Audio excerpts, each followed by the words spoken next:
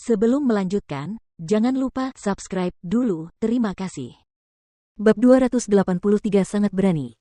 Pertarungan hampir terjadi. Bahkan gadis itu dan para prajurit di belakangnya pun saling melirik.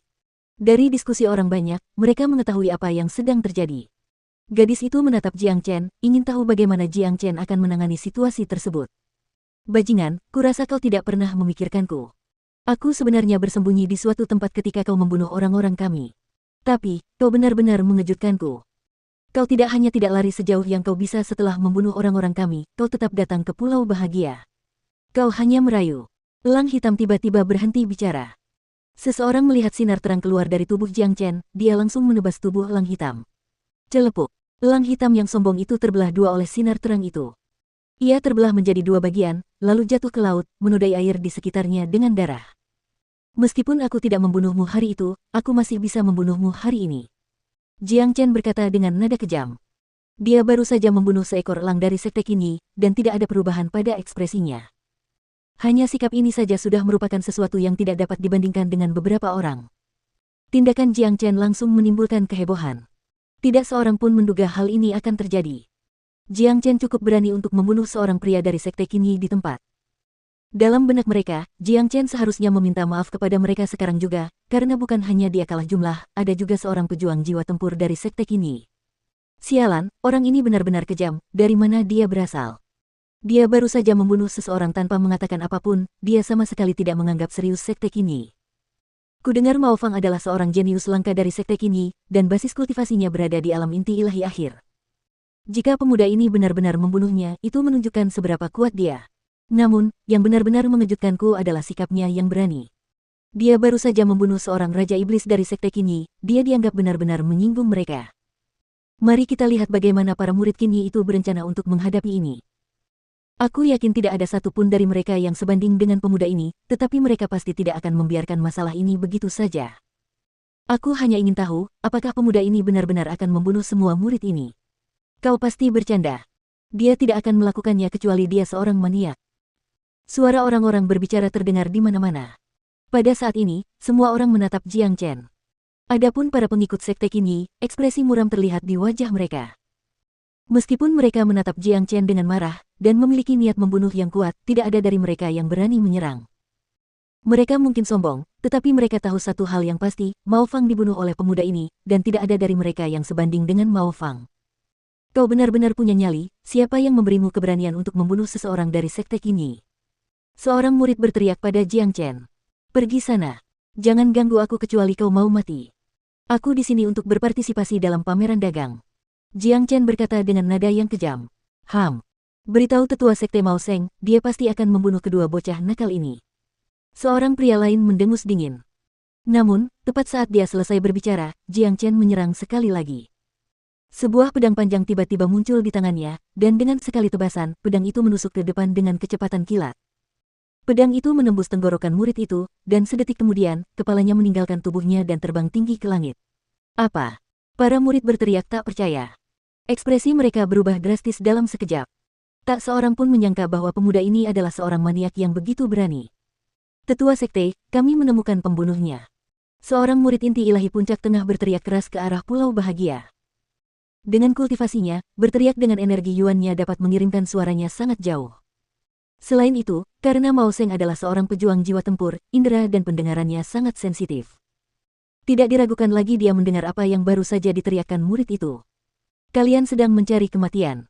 Tidak ada bedanya apakah aku membunuh satu atau semuanya. Kalian semua, bersiaplah untuk mati. Tatapan mata Jiang Chen yang ganas muncul. Niat membunuh yang dingin meletus dari tubuhnya dan menyapu seluruh tempat kejadian. Dengan goyangan tubuhnya, ia menabrak sekelompok murid sekte Qinyi seperti hantu. Ia mengayunkan pedang panjang di tangannya seperti naga beracun. Meskipun semua murid Qinyi ini mencoba melawan dengan kekuatan penuh, tidak ada satupun dari mereka yang sebanding dengan Jiang Chen. Jiang Chen seperti seekor harimau yang baru saja melompat ke sekelompok domba jinak. Diiringi dengan suara jeritan yang mengerikan, hanya dalam beberapa saat, setiap murid sekte Qinyi dibunuh oleh Jiang Chen. Tubuh mereka jatuh ke dalam air, dan perlahan tenggelam ke dasar laut. Air laut berlumuran darah. Ya Tuhan, apa yang baru saja kulihat? Apakah pemuda ini iblis yang perkasa? Dia baru saja membunuh orang-orang itu seperti dia membunuh semut. Pria yang sangat berani, dia sangat berani. Sekte Qin Yi telah menderita kerugian besar kali ini, semua murid inti mereka terbunuh bahkan sebelum pameran dagang dimulai. Aku yakin Mao Seng akan sangat marah. Bagus, aku mengagumi keberanian adik kecil ini. Kalau aku jadi dia, aku pasti akan melakukan hal yang sama. Dia sudah menyinggung mereka dengan membunuh Mao Fang itu, dan karena itu, Mao Seng pasti tidak akan melepaskannya apapun yang terjadi. Terlebih lagi, semua murid dari Sekte Qin Yi ini mencoba membunuhnya.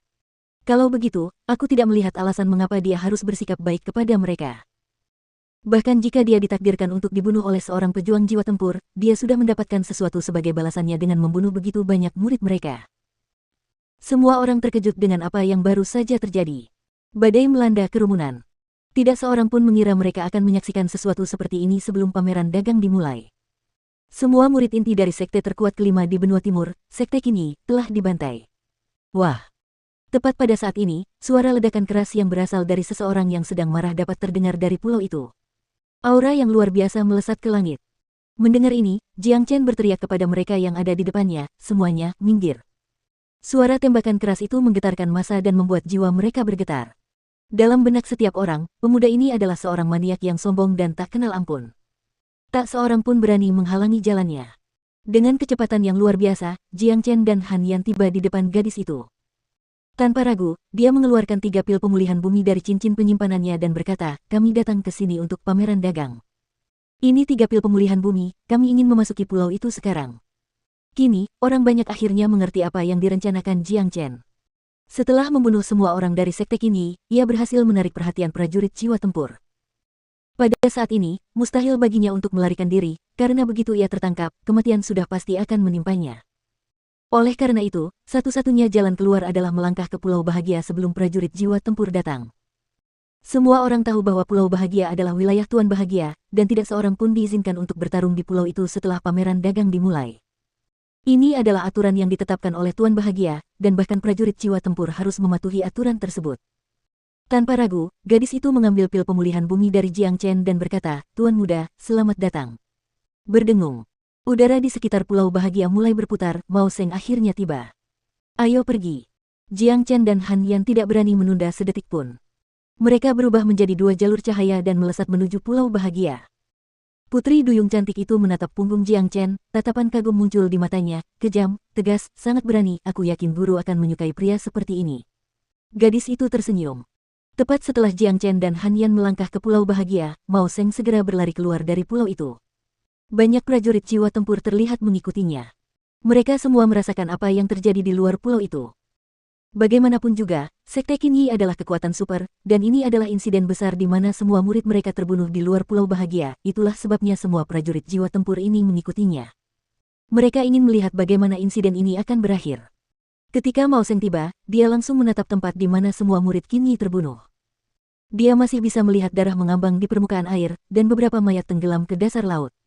Tubuh Lang juga muncul kembali dari dasar laut. Melihat semua ini, dia menjadi sangat marah. Astaga, plus. Dengan sepasang mata merah, Mao Seng melemparkan pandangannya ke arah Jiang Chen dan Han Yan, seolah-olah dia akan melahap keduanya hidup-hidup. Bocah, kau yang melakukan semua ini.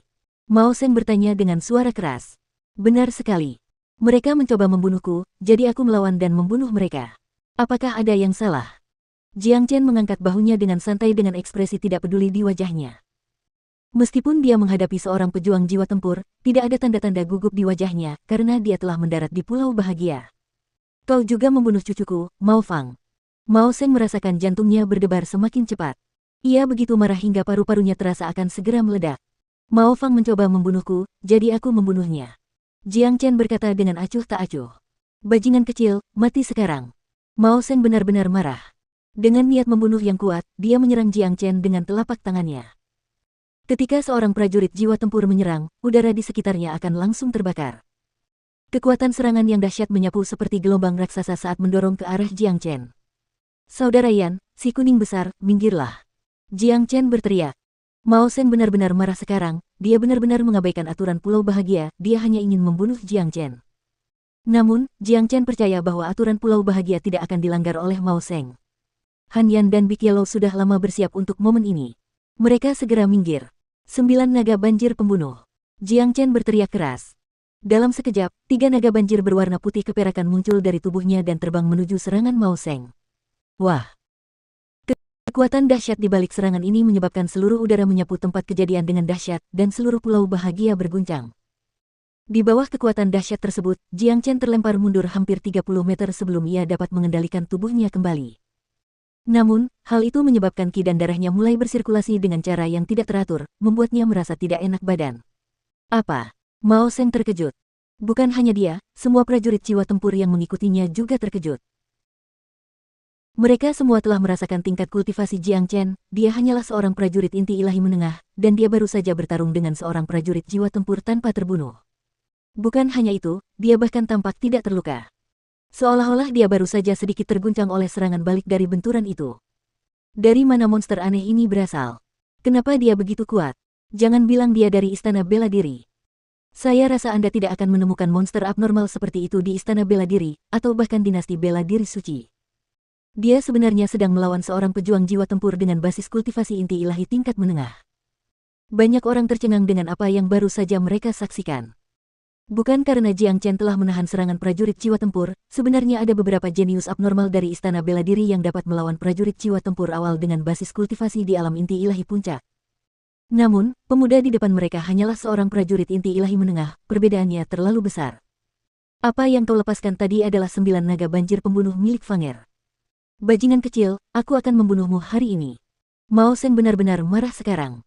Energi yang sangat besar mengalir di sekujur tubuhnya. Dia bersiap untuk menyerang dengan sekuat tenaga, dia ingin membunuh pemuda di depannya ini dalam sekejap.